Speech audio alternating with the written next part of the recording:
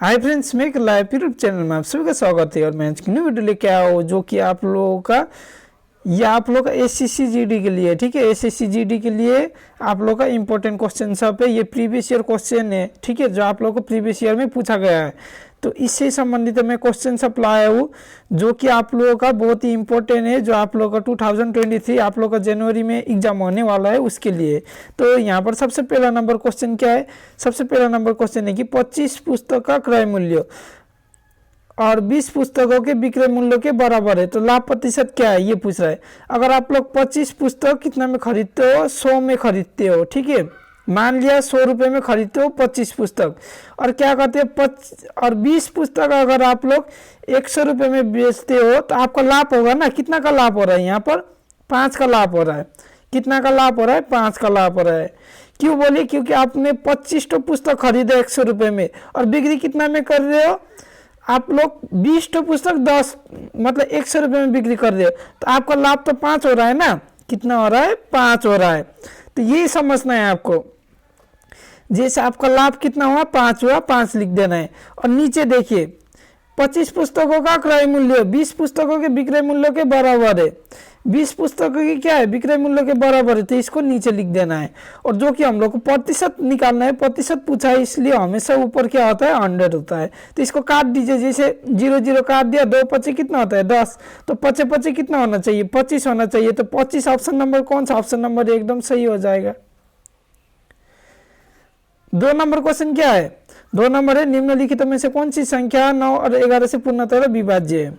तो यहाँ पर 9 और 11 से पूर्णतः विभाज्य संख्या कौन सा है ये आप लोगों को बताना है, मतलब भाग कौन सा को जाता है दोनों से ही।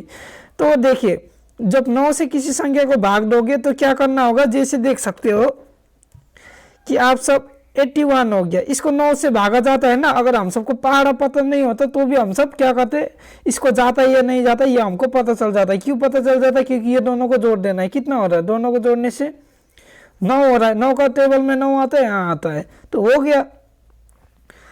अब फिर क्या? 7 to 9 क्या है? 7 to 9 ये 9 का क्यूब होता है ना।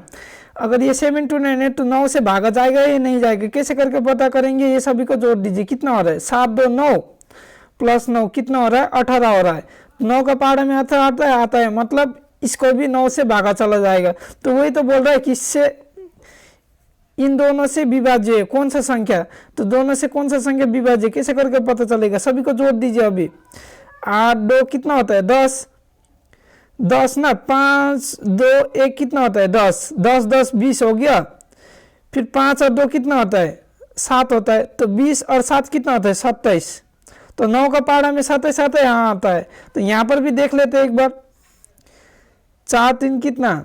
7 7 1 कितना? 8 2 कितना? 10 10 हो गया। 5 4 कितना? 9 9 और 1 9 और 3 कितना? 12 12 और 10 कितना? 22 हो जाता है, जो कि 9 के पहाड़ा में नहीं आता, इसलिए ये तो हो गया, गलती हो गया। अब इसमें भी देख लेते हैं। 2 2 कितना? 4 4 1 5 6 7 7 हो गया। 4 11 11 8 कितना? 19 19 4 कितना होता है? 24 होता है ना। तो 9 का पहाड़ा में 24 भी तो नहीं आता है, तो ये भी तो गलत हो गया। अब इसमें देखते 8 2 कितना? 10 5 5 1 4 कितना होता है? 10 होता है ना। 5 1 4 जोड़ने से 10। 9 2 कितना? 11 होता है। तो सभी को जोड़ देने से कितना होता है? 31। तो ये भी तो 9 का पहाड़ा में नहीं आता है, तो ये भी गलत, ये भी गलत, ये भी गलत। तो 27 तो आता है ना 9 का पहाड़ा में, तो ये सभी को भाग चला जाएगा 9 से, ठीक है, 9 और 11 से। तो चलिए 11 से करके देखते हैं ऑप्शन नंबर 1 को। 11 से जब आप भागा दोगे तो जाएगा कि नहीं जाएगा, अभी आप सबको पता चल जाएगा, ठीक है। 2 2 1 2।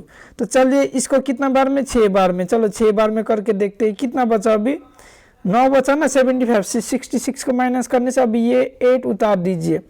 अभी 8 बार में कितना होता है? 88 होता है। तो कितना बचा आप लोगों का? 10 बचा, हो गया। 11 से 10 को नहीं जाता, इसलिए 2 उतार दीजिए। अभी 99 बार कीजिए, कितना होता है? 99 होता है। तो कितना बचा? अभी 3 बचा। फिर से ये 2 को उतार दीजिए, कितना? 32 हो गया। फिर 2 बार करिए, कितना होगा? 22 हो जाएगा। कितना बचा? 10 बचा। ये 1 है ना, ये 1 को उतार दीजिए। और फिर 9 बार कीजिए, कितना हो गया? 99 हो गया। तो कितना बचा? 2 बचा है। कितना बचा है, इस तरफ लिख देता हूँ 2 बचा है, तो ये 2 को भी उतार दीजिए तो 2 बार में चला गया। तो ये तो किससे 11 से भी जा रहा है ना, तो 9 से भी जाएगा, इसको 11 से भी जाएगा। अगर आप सबको फिर भी कन्फ्यूजन लग रहा है तो ये सबको भी करके देख लीजिए, ठीक है। 2 संख्या से ये किसी भी संख्या को नहीं जाएगा, सिर्फ ऑप्शन नंबर ए को जाएगा, तो ऑप्शन नंबर ए सही हो जाएगा। तो आप लोग का 3 नंबर क्या है, एक नल एक टैंकी को 18 घंटे में भरता है। जब भरता है तो क्या होता है, प्लस होता है ना, प्लस कर दिया, भर सकता है। टंकी के तल में रिसाव होने के कारण, रिसाव होने से क्या होता है, रिसाव मतलब छेद, छेद होने से क्या होता है, घटता है ना, सब घटता है तो माइनस कर दिया। घंटे में भरती, यदि टंकी पूरी भरी हुई है तो रिसाव के कारण वो कितने समय में खाली हो जाएगी। तो ये रिसाव के कारण ये कितने घंटे में खाली हो जाएगी ये पूछ रहा है। तो सबसे पहले ये दोनों का क्या ले लेना है, एलसीएम ले लेना है, लसापा। तो चलिए 18 और 20 का लसापा ले लेते। पहले सबसे पहले 2 से भाग दीजिए, 2 9 कितना 18, 2 दहे कितना 20 होता है। अभी 9 दहे कितना 90, 90 और 2 कितना 180, 180 हो गया। 18 से 180 को भाग दे दीजिए, कितना 18 बार में चला गया। 20 से इसको भाग दे दीजिए, कितना 9 बार में चला गया। और ये क्या में, ये प्लस में, ये क्या में, माइनस में। देखिए प्लस है माइनस से क्या होता है, माइनस, माइनस से प्लस से क्या होता है, माइनस होता है ना। प्लस से क्या होता है, प्लस होता है। माइनस से क्या होता है, माइनस से प्लस होता है। तो यहाँ पर क्या है, प्लस है माइनस है ना, यहाँ पर ऊपर प्लस, यहाँ पर क्या है, ऊपर प्लस तो नीचे माइनस। तो माइनस मतलब 10 से 9 को घटा दीजिए, कितना बचा, 1 बचा ना। वही 1 से क्या कर दीजिए, 180 को भागा दे दीजिए। आपको पता है 180 को 1 से भागा देने से 180 होता है। तो आप लोगों का कितना 180 घंटा, ऑप्शन नंबर बी एकदम सही हो जाएगा।